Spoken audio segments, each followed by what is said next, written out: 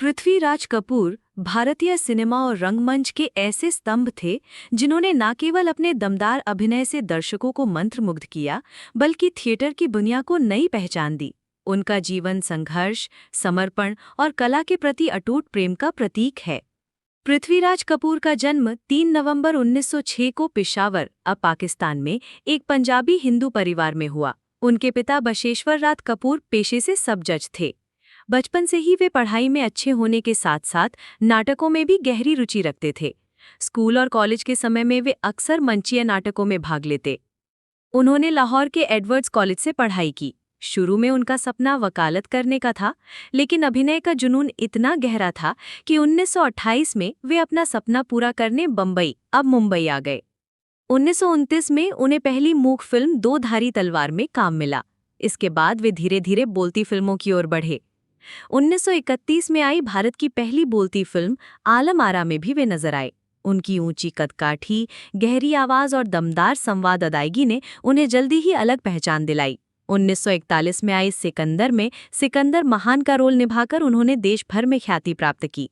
लेकिन उनकी सबसे यादगार भूमिका 1960 की मुगल-ए-आजम में बादशाह अकबर की रही, जिसे आज भी भारतीय सिनेमा का ऐतिहासिक अभिनय माना जाता है। फिल्मों के साथ साथ पृथ्वीराज कपूर को रंगमंच से बेहद लगाव था। 1944 में उन्होंने पृथ्वी थिएटर्स की स्थापना की। ये थिएटर कंपनी देश भर में घूम घूम कर नाटक प्रस्तुत करती थी। इनके नाटकों में सामाजिक संदेश, ऐतिहासिक कथाएं और मानवीय मूल्यों की झलक होती थी। पठान, गद्दार और दीवार जैसे नाटक उनके थिएटर की पहचान बने।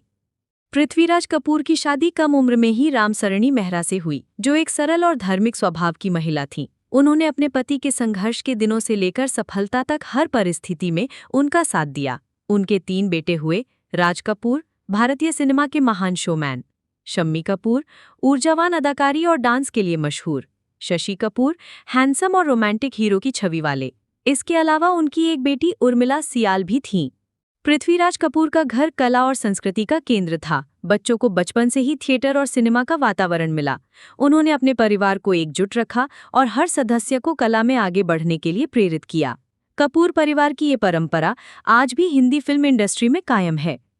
वे लगभग 6 फुट 2 इंच लंबे, मजबूत कद काठी और शाही व्यक्तित्व के मालिक थे। गहरी, दमदार आवाज और प्रभावशाली हाव-भाव उनकी खास पहचान थी। वे बेहद अनुशासित, मददगार और जमीन से जुड़े इंसान थे। थिएटर ग्रुप के कलाकारों को वे परिवार जैसा मानते और उनके कठिन समय में सहयोग करते। पृथ्वीराज कपूर के योगदान को देखते हुए 1969 में उन्हें पद्म भूषण से सम्मानित किया गया। 1971 में उन्हें भारतीय सिनेमा का सर्वोच्च सम्मान दादा साहेब फाल्के पुरस्कार मिला। ये सम्मान पाने वाले वे पहले अभिनेता थे जो मुख्य रूप से थिएटर से जुड़े रहे। जीवन के अंतिम वर्षों में उन्हें कैंसर की बीमारी हो गई थी। बीमारी के बावजूद वे कला से जुड़े रहे और थिएटर के प्रति अपना प्रेम बनाए रखा। 29 मई 1972 को मुंबई में उनका निधन हो गया।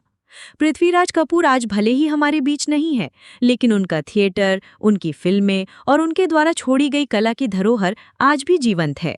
कपूर परिवार की कई पीढ़ियों ने उनके रास्ते पर चलकर हिंदी सिनेमा में अपना योगदान दिया है। वे भारतीय कला जगत के लिए हमेशा प्रेरणा स्रोत रहेंगे। दोस्तों, अगर मेरा ये वीडियो आपको अच्छा लगा हो तो मेरे वीडियो को लाइक करें और मेरे चैनल को सब्सक्राइब करें। फिर मिलते हैं नेक्स्ट वीडियो में। तब तक के लिए अपना और अपने माता पिता का ख्याल रखें।